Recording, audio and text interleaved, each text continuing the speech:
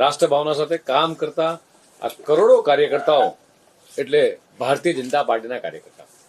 આજનો દિવસ એ માત્ર એ પક્ષની એ સ્થાપનાનો દિવસ નહીં, પરંતુ એક વિચાર, એક સંકલ્પ અને એક સંઘર્ષ અને એક રાષ્ટ્રવાદી ચેતનાના પ્રસ્થાપનનો દિવસ છે.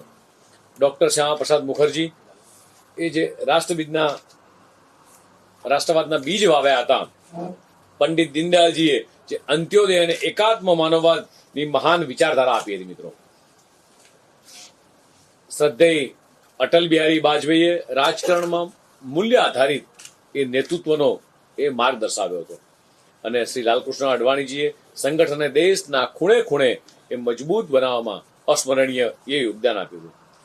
એક સમય એવો પણ હતો કે જ્યારે વિપક્ષ હમ દો હમારે દોના કહી અને ભાજપનો ઉપહાસ કરતો હતો, પરંતુ આજે ભાજપા એ વિશ્વની સૌથી મોટી એ પાર્ટી તરીકે સમગ્ર દેશભરમાં અને વિશ્વમાં ઉભરી આવી છે. આ કોઈ સંયોગ નથી, આ લાખો કાર્યકર્તાઓનો ત્યાગ, સંઘર્ષ, સમર્પણ અને બલિદાનનું પરિણામ છે.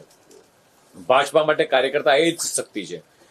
પ્રધાનમંત્રી શ્રી નરેન્દ્ર મોદીજીના દ્રઢ અને દૂરંદેશી એ નેતૃત્વ અને કેન્દ્રીય ગૃહ અને સહકાર મંત્રી શ્રી અમિતભાઈ શાહની કુશળતાએ એ ભાજપાને એ નવી ઊંચાઈઓ પહોંચાડ્યું છે. મિત્રો, આજે ગર્વથી કહી શકીએ છીએ કે ભારતીય જનતા પાર્ટીને જે સંકલ્પો કર્યા હતા એ તમામ સંકલ્પો એ પરિપૂર્ણ કરવાની દિશામાં એ ભારતીય જનતા પાર્ટી સતત આગળ વધી રહી છે.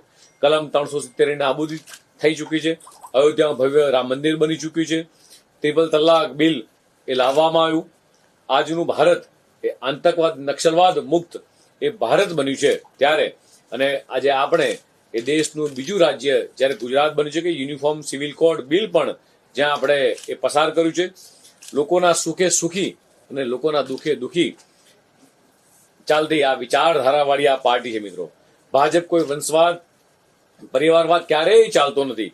આજે 45 વર્ષના યુવા અને ઉર્જાવાન રાષ્ટ્રીય અધ્યક્ષ શ્રી નીતિન નવીનજીના નેતૃત્વમાં એ ભાજપાની સંગઠન નવી ઉર્જા સાથે મજબૂત બની રહ્યું છે ત્યારે ભારતીય જનતા પાર્ટી હર હંમેશા પોતાના મૂળ મૂલ્યો અને વૈચારિક અધિષ્ઠાને જ્યારે વળગી રહી છે ત્યારે ભાજપા માત્ર એક રાજકીય પાર્ટી નથી, પરંતુ એક જીવંત સંગઠન છે.